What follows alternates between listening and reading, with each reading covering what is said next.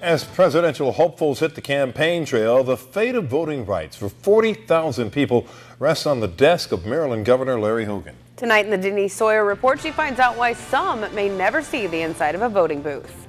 40,000 people in Maryland have been stripped of their voting rights, and they all have one thing in common.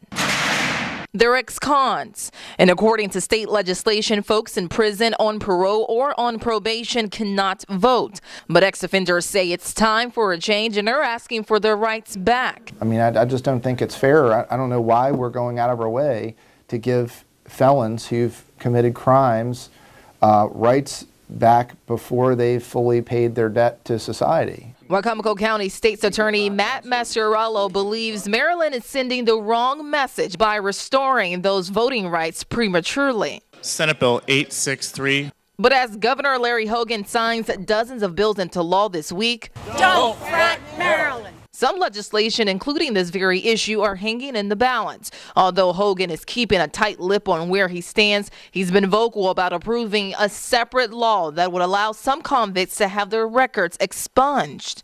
This legislation could benefit dozens of ex-cons in Salisbury, who the mayor is working with to find jobs. I'm not going to run away from the situations that we have here. I'm going to run into a solution, working with Goodwill Industries, working with the Poplar Hill Pre-Release, working with our Safe Streets Coalition.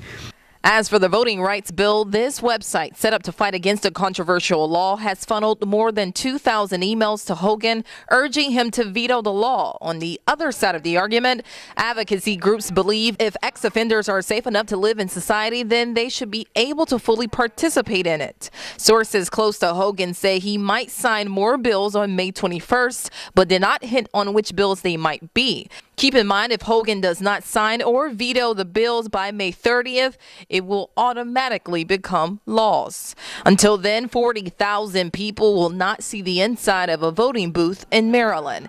Denise Sawyer, WRDE, Coast TV News. For more on the debate whether to restore voting rights to felons, visit WRDE.com and search for the Denise Sawyer Report.